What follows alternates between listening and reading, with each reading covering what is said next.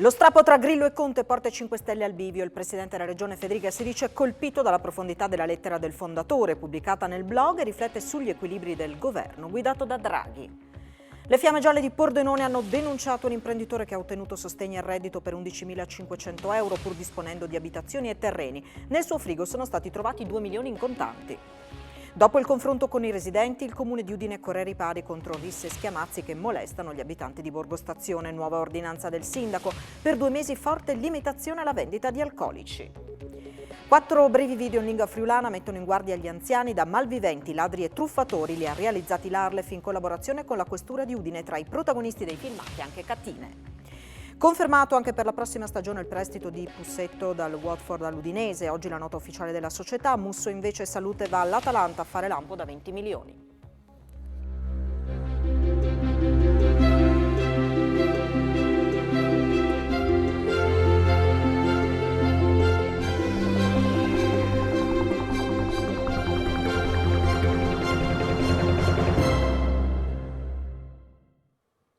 A tutti voi buonasera, ben trovati a questa edizione del telegiornale di Telefriuli che apriamo con la politica, in particolare con il terremoto interno al Movimento 5 Stelle dopo lo strappo tra Grillo e Conte. Della situazione abbiamo parlato con il presidente della regione, Massimiliano Fedriga, che si dice colpito dalla profondità delle parole di Grillo nella lettera pubblicata sul suo blog. E poi riflette anche sugli sviluppi, sugli effetti che questa situazione potrebbe avere sugli equilibri del governo guidato da Draghi. Fedriga lancia anche la proposta per una revisione del sistema elettorale con l'elezione diretta del Presidente del Consiglio. Con la pandemia che sta allentando la sua presa, la politica sta tornando a occuparsi di alleanze e obiettivi. In questi giorni è arrivata la frattura tra il fondatore del Movimento 5 Stelle Beppe Grillo e Giuseppe Conte, indicato da alcuni, tra cui il ministro triestino Stefano Patuanelli, come possibile leader politico del movimento, e non si esclude la nascita di un nuovo partito guidato proprio dall'ex premier. In casa Lega, al governo, nella maxi coalizione che sostiene il premier Mario Draghi, si guarda a come potrebbero cambiare questi equilibri. Io non mi intrometto ovviamente nelle questioni di altre forze politiche, ne ho profondo rispetto. Devo dire che la lettera nel blog di Beppe Grillo mi ha colpito per la profondità. Secondo me nell'analisi che ho letto oggi la lettera di Grillo è stata forse vista in modo superficiale, senza invece secondo me leggere in modo approfondito quanto Grillo ha scritto, e devo dire che mi ha stupito della profondità del ragionamento che ha fatto anche a tutela del movimento stesso. Pochi dubbi sulla durata del governo Draghi, a meno di una chiamata al colle dello stesso premier. Finché Draghi vorrà, Draghi troverà l'appoggio. È ovvio che se il Presidente attuale del Consiglio dovesse andare a fare il Presidente della Repubblica non potrebbe fare il Presidente del Consiglio, e quindi dovrà essere un passaggio punto per portare evidentemente il Paese alle elezioni. Per adesso accontentiamoci di avere un ottimo Presidente del Consiglio. Sulle modifiche alla legge elettorale, Fedriga ha le idee chiare. Se fosse per me e se avessi un libro dei sogni, io farei un sistema elettorale, ovviamente bisognerebbe anche cambiare la Costituzione in quel caso, ma un sistema elettorale simile a quello della regione a livello nazionale. Uno elegge il Presidente del Consiglio, ha una maggioranza, può essere sfiduciato, ma a quel punto si torna al voto, perché altrimenti vedere gente che passa di qua e di là, che si cambiano ogni tot mesi i governi senza dare stabilità al Paese, senza rispettare la volontà degli elettori, mi sembra sbagliato. E dalle 19 a Montecitorio è in corso l'assemblea dei parlamentari del Movimento 5 Stelle impegnati a fare il punto sullo strappo Grillo-Conte. Per il deputato friulano Luca Sut sarebbe servito un punto di incontro, ma il no del fondatore dice pare irrevocabile. Sono ore decisive per il destino del Movimento 5 Stelle. Beppe Grillo o Antonio Conte, il fondatore o l'ex premier? E così il Movimento, che era diventato il primo partito in Italia, si prepara a una dura scelta, non senza dubbi, rammarichi e polemiche. Mi trovo qui a Roma, come potrete immaginare, impegnato nei lavori parlamentari della settimana, che per noi del Movimento 5 Stelle è segnata da un evento importante: il no del nostro garante Beppe Grillo al progetto politico di Giuseppe Conte. Chi ha letto il post di Beppe sa che la chiusura a Conte è stata netta ed espressa con parole anche dure. La reazione caldo è stata forte, questa non lo posso negare. Sono ore difficili per tutti noi, dopo una fase in cui secondo me si doveva arrivare a un punto di incontro. invece sembra sfumare. Stasera alle 19 ci riuniremo per fare il punto della situazione qui a Montecitorio. Per il momento posso dirvi che siamo in procinto di giungere a una sintesi delle nostre proposte appunto sul no di Beppe al nuovo movimento. A fine giornata, insomma, si tireranno le somme, poi per il movimento dovrebbe aprirsi una nuova era. Ed ora alla cronaca, le Fiamme Gialle di Pordenone hanno denunciato un imprenditore che ha ottenuto sostegno al reddito per 11.500 euro pur disponendo di abitazioni e terreni, questo presentando false dichiarazioni ISEE. In passato l'uomo era finito nei guai per frode fiscale e gli erano stati trovati 2 milioni di euro in contanti nascosti nel frigo. Già in passato aveva provato a fare il furbo e nonostante fosse stato scoperto ha continuato a provare a frodare Stato e Regione e così la Guardia di Finanza di Pordenone ha denunciato un imprenditore per aver illecitamente beneficiato del contributo per le misure di inclusione attiva e di sostegno al reddito. Il provvedimento, adottato dalla Regione e sospeso dopo l'introduzione del reddito di cittadinanza, consisteva in un'integrazione finanziaria a fronte di un'attestazione ISEE inferiore o uguale a 6.000 euro. L'indagato era riuscito ad accedere a tale misura in diverse annualità per un totale di 11.500 euro, ma i riscontri documentali effettuati dalle Fiamme Gialle di Spilimbergo hanno permesso di accertare che nelle varie autocertificazioni presentate l'imprenditore aveva omesso di dichiarare la proprietà di alcune abitazioni e di terreni che, qualora regolarmente riportati, avrebbero determinato un valore dell'indice della situazione economica preclusivo del beneficio. Da qui la denuncia all'autorità giudiziaria dell'imprenditore per indebita percezione di erogazioni a danno dello Stato. L'indagato era già assunto agli onori della cronaca negli anni passati, unitamente al proprio fratello, per il loro coinvolgimento in un'indagine, sempre condotta dalla Guardia di Finanza su delega della Procura di Pordenone, per frode fiscale posta in essere attraverso l'emissione di fatture per operazioni inesistenti. In quell'occasione, in sede di perquisizione locale presso l'abitazione dell'indagato, erano stati rinvenuti all'interno di un frigorifero quasi 2 milioni di euro in contanti, in un primo tempo sottoposti a sequestro nell'ambito di misure di sicurezza patrimoniali e successivamente oggetto di confisca. Non solo, in passato l'uomo, nel corso delle sue vicissitudini giudiziarie, aveva provato a beneficiare anche del patrocinio legale a spese dello Stato, per le quali, tuttavia, lo stesso giudice del tribunale, cui era pervenuta la richiesta, aveva rigettato l'istanza, proprio sulla scorta dell'ingente somma di denaro contante in possesso dell'uomo. Sono ingenti i danni causati dal rogo divampato questa mattina a Gorizia nel negozio Sirene Blu. Le cause sarebbero di natura elettrica, sono in corso di accertamento. Circa 600 metri quadrati del punto vendita sono andati distrutti a causa delle fiamme e per danni da calore. Nessuna persona è rimasta ferita, le cassiere hanno fatto uscire subito i clienti, hanno chiamato il 112. Il Comune di Udine dice basta a risse, schiamazzi e persone ubriache che molestano gli abitanti di Borgo Stazione. Dopo un confronto con i residenti e con il prefetto, il sindaco Pietro Fontanini ha emesso un'ordinanza che prevede forti limitazioni alla vendita di alcolici. Contrastare l'abuso di alcol con conseguenti episodi di schiamazzi e altri comportamenti che creano disturbo alla quiete delle persone, tra cui risse, comportamenti che tra l'altro sono accompagnati dall'abbandono di rifiuti in strada. Questo è l'obiettivo dell'ordinanza del sindaco di Udine Pietro Fontanini, che entra in vigore alla mezzanotte di oggi e che vieta la vendita di bevande alcoliche di qualsiasi gradazione refrigerate in punti vendita diversi da bar e ristoranti, in sostanza nei mini market. Interessate via Leopardi, Piazza della Repubblica, via Cicconi, Piazzale Unità d'Italia, via Tullio, via delle Ferriere, via l'Europa Unita, Piazzale d'Annunzio e le vie Roma, Battistici, De Rubeis, Nievo e Percoto. Da settimane pensavamo ormai a un provvedimento del genere, dice l'assessore alla sicurezza del comune di Udine Alessandro Ciani. Abbiamo incontrato un gruppo di cittadini che ci hanno chiesto di adottare delle misure restrittive per evitare possibili pericoli alle persone che frequentano gli spazi pubblici, perché tutti possano vivere in condizioni di tranquillità, sicurezza e igiene. L'amministrazione comunale ritiene vi siano ancora delle criticità in questa zona e per questo sono stati intensificati i controlli da parte degli agenti della polizia locale. Negli ultimi 4 mesi sono state riscontrate 113 violazioni alla normativa anti-Covid e 55 al regolamento di polizia urbana, 4 per ubriachezza, 7 persone sono state denunciate, un'attività è stata sospesa, sono stati rintracciati 14 minori ed emessi 2 ordini di allontanamento. E c'è anche chi in stato d'ebbrezza si mette alla guida di auto in sella alla bicicletta. Sono scattate 5 denunce da parte dei carabinieri di Sacile. Sempre più incidenti stradali hanno origine da persone che si mettono alla guida in stato d'ebbrezza. Questo è testimoniato anche dall'attività dei carabinieri della compagnia di Sacile, che negli ultimi giorni ha denunciato 5 persone.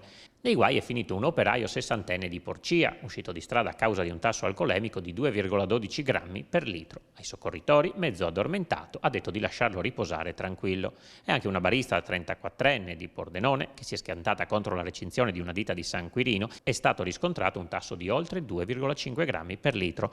La vettura nell'impatto si è distrutta e la donna è finita in ospedale a Pordenone. Patente ritirata per entrambi, come per un 23enne di Fiume Veneto pizzicato con un tasso pari a 1 durante i controlli contro le stragi del sabato sera, e anche una 44enne di Polcenigo che ha tamponato una coppia di anziani e ha fatto rilevare valori alcolemici superiori a 1. Ma c'è anche chi è stato fermato ebbro in bicicletta, come un 51enne di Fontanafredda pluripregiudicato che in sella alla sua 2 ruote è stato fermato risultando positivo all'alcol test. Una persona è rimasta ferita fortunatamente in maniera non grave in un incidente stradale che si è verificato questa mattina poco prima delle 6:30 lungo la A4 tra Latisana e San Giorgio di Nogaro all'altezza di Pocenia. Per cause al vaglio della Polizia Stradale di Palmanova, un mezzo pesante e una vettura sono rimasti coinvolti in un tamponamento. La macchina è rimasta accartocciata nella parte del passeggero. Sul posto l'elicottero sanitario, vigili del fuoco, i soccorsi di Autovie Venete. Si sono registrati disagi per il traffico con formazione di code che si sono risolte nell'arco di un paio d'ore. 4 brevi video in lingua friulana per mettere in guardia gli anziani da ladri, malviventi e truffatori. Sono stati realizzati dall'Arlef in collaborazione con la Questura di Udine. Tra i protagonisti dei filmati anche Cattine. Sì, se a mi telefoni e a mi dicono che sono di une aziende o dalla polizia e in nasi une truffe, un rispondo che le clamio la polizia.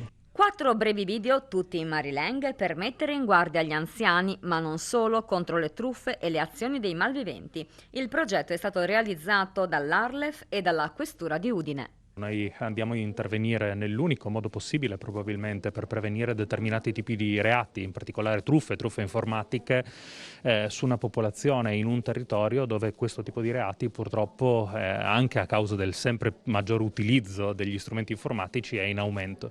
L'unico modo è fare cultura e per fare cultura bisogna arrivare a casa delle persone. Questi video verranno veicolati tramite chiaramente canali televisivi che sono sicuramente indispensabili, ma gireranno anche sui social network e potranno essere veicolati anche con sistemi peer-to-peer tipo WhatsApp, che è stato utilizzato parecchio, abbiamo visto, dalle fasce di età anche abbastanza anziane durante la pandemia. Tendono a rendere consapevoli, a informare tutte le persone dei rischi di alcuni rischi che si corrono e mettere ognuno in grado di proteggersi per evitare le insidie più frequenti. Spero veramente che servano, che arrivino proprio, che raggiungano lo scopo di mettere un freno a queste truffe che adesso sono, ma di tutto e di più. Loro hanno tanta fantasia per truffare, non solo gli anziani ma anche noi. Anch'io ho subito un furto. Se tu hai dubbi, Ho bisogno di assistenza. Clama il 112. clame. Senza paura. Rubavano i beni lasciati all'interno di zaini e borse nella pineta di Barcola mentre turisti si godevano il bagno. Uno faceva da palo, l'altro si impossessava di portafogli e telefoni cellulari. Non sono fuggiti però i controlli dei carabinieri di Barcola, che li hanno individuati anche grazie ad alcune testimonianze di persone che stavano prendendo il sole. A finire nei guai 2 cittadini bulgari di 50 e 53 anni con precedenti specifici ed un divieto di ritorno nel comune di Trieste. Sono stati arrestati per furto aggravato in concorso. E un operaio di Varmo di 55 anni, Andrea Belluz, è morto questo pomeriggio stroncato da un infarto mentre si trovava nello stabilimento Thermochi di Rivarotta a Rivignano Teor. Inutili purtroppo per lui i soccorsi. La salma è stata composta in camera mortuaria a disposizione dei familiari, sul posto i carabinieri della compagnia di Latisana. Sono 12 oggi in Friuli Venezia Giulia i nuovi contagi da Covid su 5.144 tra tamponi molecolari e test rapidi antigenici realizzati. 7 casi riguardano richiedenti asilo tra Trieste e Gorizia. Non si registrano decessi, non ci sono persone ricoverate nelle terapie intensive. I pazienti accolti in altri reparti scendono a 8, calano a 184 le persone in isolamento.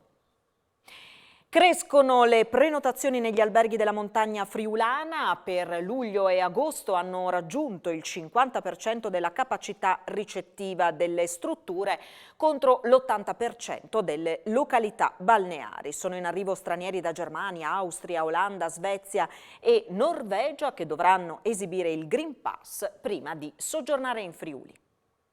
Le temperature di questo periodo stanno invogliando i turisti a prenotare le vacanze nelle località montane del Friuli Venezia Giulia. Per luglio e agosto le strutture alberghiere sono occupate al 50% percentuale, secondo la presidente di Federalberghi del Friuli Venezia Giulia, Paola Schneider, destinata ad avere un ulteriore incremento nei prossimi giorni. In montagna è più difficile rispetto al mare recuperare il tempo perduto con le chiusure legate al Covid, spiega Schneider, evidenziando che nelle località balneari le prenotazioni per i 2 mesi centrali dell'estate sono all'80%. E stanno fioccando anche le richieste da parte dei corregionali che usufruiscono dei voucher turista, uno strumento messo a disposizione dalla Regione al quale al momento ha aderito una 70ina di strutture ricettive. Generalmente prenotano vacanze per periodi brevi, 3-4 giorni al massimo, contrariamente a quanto accade per chi arriva da fuori regione, Triveneto, Lombardia, Emilia-Romagna, Piemonte, ma anche dalla Sicilia e da tutto il sud Italia. Gli stranieri, conclude Schneider, che si sono già accaparrati un posto al fresco delle nostre montagne per almeno una settimana o 10 giorni, provengono soprattutto da Germania, Austria, Olanda e in piccola parte anche da Svezia e Norvegia. Per loro è necessario avere il Green Pass, mentre per gli italiani ci sono le schede precompilate dove effettuare tutte le segnalazioni indicate dalle misure per contenere il Covid. Allineato con il resto d'Italia, anche il Friuli Venezia Giulia vedrà la stagione dei saldi partire sabato 3 luglio per proseguire fino al 30 settembre. Da sempre i saldi sono un volano d'affari importanti per l'economia e soprattutto un'opportunità per i consumatori che sono invogliati all'acquisto e hanno modo di comprare i prodotti tanto desiderati a prezzi ribassati, osserva la presidente regionale di Confcommercio Federmoda Antonella Popolizio. Ma naturalmente i saldi contribuiscono anche ad aiutare i negozi, gli esercizi commerciali, incassano la liquidità necessaria per pagare tasse, dipendenti, fornitori, affitti, costi fissi, utenze e sono in grado di far fronte agli investimenti necessari e agli ordinativi delle nuove collezioni. Ma non si tratta certamente di un momento di sviluppo dei nostri negozi, vista l'erosione di marginalità, precisa Popolizio. Federazione Moda Italia Confcommercio pone un problema di concorrenza e di democrazia economica rispetto alle politiche commerciali dei colossi del web, che ottengono nel nostro paese grandi ricavi pagando bassissime tasse. Per la categoria occorre una web tax per poter operare sullo stesso mercato a parità di regole. Electrolux e le sigle sindacali FIOM, FIM e WILM hanno siglato il nuovo accordo integrativo fermo dal 2007. Per i dipendenti del gruppo ci saranno maggiori premi di risultato e vantaggi in termini di welfare. Dopo una lunga trattativa con le rappresentanze sindacali di FIOM, FIM e WILM, il nuovo contratto integrativo aziendale del gruppo Electrolux è stato ufficialmente firmato ed entrerà subito in vigore per i circa 5.000 dipendenti del gruppo nei 5 stabilimenti produttivi italiani: Cerretto Desi, Forlì, Porcia, Solaro e Susegana. Il rinnovato contratto integrativo, che va a sostituire il precedente siglato nel 2007 e avrà una durata quadriennale, prevede diverse novità, dall'aumento di oltre il 50% del premio di risultato attualmente percepito ad ulteriori progressi in materia di di welfare, supporto alla genitorialità e miglioramento delle condizioni lavorative attraverso importanti investimenti per il microclima nei luoghi di lavoro. Per il direttore delle relazioni industriali di Electrolux Italia, Ruben Campagner, nonostante le trattative si siano svolte in un contesto complesso, l'entrata in vigore di questo accordo testimonia ancora una volta come il sistema partecipativo di Electrolux e il suo sistema di relazioni industriali sia basato sul dialogo costante e sulla ricerca di soluzioni condivise. Ultimo giorno di vita per le UTI, con oggi cessano le ultime 2 unioni territoriali sopravvissute nel Friuli occidentale che da domani lasceranno il posto ad altrettante comunità di montagna. Si chiude così un'epoca che aveva portato, non senza polemiche, alla nascita delle unioni al posto delle province. Le UTI vanno definitivamente in soffitta. La riforma delle unioni territoriali intercomunali, che avevano preso il posto delle province durante la giunta Serracchiani, con il 1° luglio tramonta. In quella data cessano le ultime 2 unioni sopravvissute, entrambe nel Friuli occidentale, quella delle Valli e Dolomiti friulane e del Livenza Cansiglio Cavallo. Al loro posto nasceranno 2 comunità di montagna, Prealpi friulane orientali e Dolomiti friulane Cavallo Cansiglio. Ultime ore per il passaggio non proprio agevole delle consegne. La mia attività è quella di commissario che sta seguendo e ha seguito oltre l'arbitrato anche la conclusione di diversi procedimenti. Le 2 comunità di montagna dovranno adoperarsi non solo per le politiche di area che sono proprie, ma anche per l'offerta di servizi e funzioni. I comuni dovranno e si stanno adoperando anche in questi giorni attraverso le proprie delibere consiliari delegare una serie di funzioni e servizi che erano completamente appoggiate all'UTI. A mio modo di vedere, ne parlavo anche con l'assessore Roberti, evidentemente anche una filosofia interna ai comuni deve cambiare per una prospettiva di efficienza ed efficacia. Si chiude così un'epoca e un'altra fase che nel Pordenonese è stata accompagnata da più di una polemica e pronta a partire. Ci troveremo in questi primi mesi a dover iniziare una massiccia campagna di reclutamento del personale perché oggettivamente quello dell'attuale UTI delle Valli Dolomiti Friulane è ampiamente insufficiente.